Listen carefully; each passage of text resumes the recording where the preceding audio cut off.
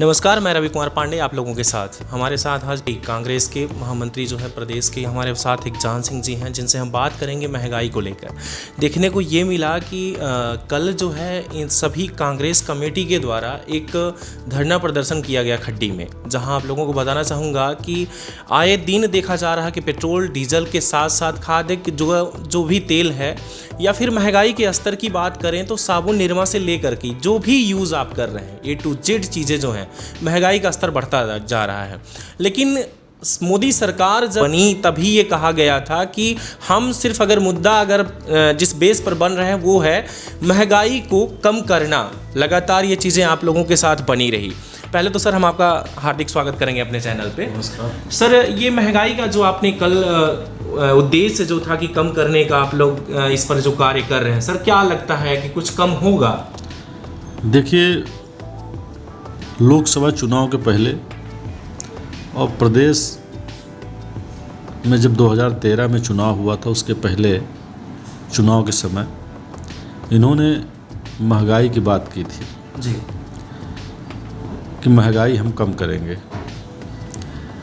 जब कांग्रेस की सरकार थी केंद्र में, मनमोहन सिंह जी प्रधानमंत्री थे जी उस समय डीजल 60 रुपये और पेट्रोल 75 रुपये लीटर थे।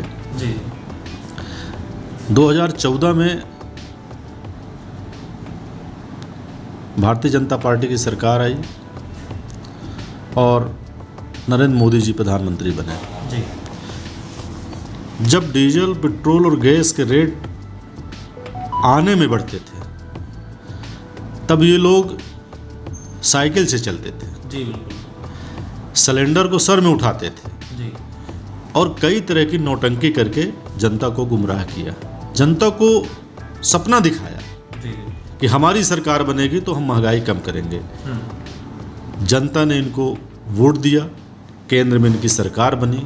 सरकार बनते ही डीजल का रेट 105 रुपये हो गया। जी पेट्रोल एक महीने के अंदर आने वाले एक महीने बता रहा हूँ कि 150 रुपये बिकने वाला है। एडवांस में मैं जनता को बताना चाहूँगा आपके चैनल के माध्यम से। जी सीधे 3 साल में 2 गुना महंगाई हो गई है।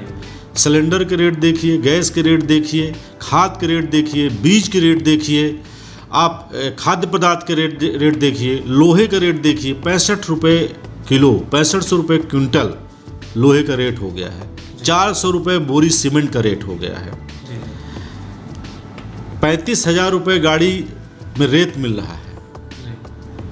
जिनको भवन बनवाना है, घर बनवाना है, एक नौकरी पेशा आदमी बड़े मुश्किल से जीवन भर पेट जो उसकी कमाई है वो कम खा के, जो एक मध्यम वर्गीय परिवार है, पेट काट के, एक कहावत है, पेट काट के बचत करके और वो पैसा इकट्ठा करता है और 2 काम के लिए इकट्ठा करता है कि मैं बेटी की शादी करूंगा और एक घर बनवाऊंगा। आज महंगाई चरम सीमा पर है। मैं तो ये कहना चाहूँगा कि जिस तरह बेरोजगारी हिंदुस्तान में राष्ट्रीय समस्या है, उसी तरह महंगाई अब एक ये राष्ट्रीय समस्या बन चुकी है, एक बहुत बड़ा स्वरूप ले ली है। इससे निपटने के लिए एक बहुत बड़ी योजना की आवश्यकता है। आज मुझे तो नहीं लगता है कि प्रधानमंत्री नरेंद्र मोदी जी इसमें सफल होंगे, क्योंकि जिस तरह नेहरू जी, इंदिरा जी, लाल बहादुर शास्त्री जी, राजीव गांधी जी जिस तरह से कंपनियां बनाया, बड़ी बड़ी कंपनी स्थापित की और आज उन्हीं कंपनियों को ये बेच रहे हैं, तो मैं क्या मानूं कि आज यदि ये कंपनी बेचने पर उतारू हो चुके हैं तो ये महंगाई कैसे कम करेंगे? आने वाले समय में महंगाई बेतहाशा बढ़ेगी और उसके लिए जनता को तैयार रहना पड़ेगा। जी सर, ये बताइए कि महंगाई का ये रीज़न क्या है बढ़ने का? इतनी जो महंगाई बढ़ रही है, फिर भी इतने सारी चीज़ें जो कि प्राइवेट की जा रही, बेचकर सरकारी चीज़ों को प्राइवेट किया जा रहा है, इसका खास रीज़न क्या है? क्या इनके पास बजट नहीं बन पा रहा या कुछ और वजह? देखिए, यदि हम अच्छे अर्थशास्त्री की सलाह नहीं लेंगे तो नतीजा यही होगा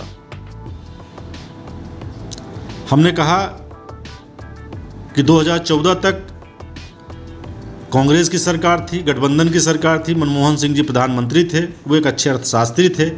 महंगाई पे कैसे कंट्रोल करना है और देश को कैसे चलाना है, सही दिशा में देश कैसे जाए, ये उनसे सीखना चाहिए।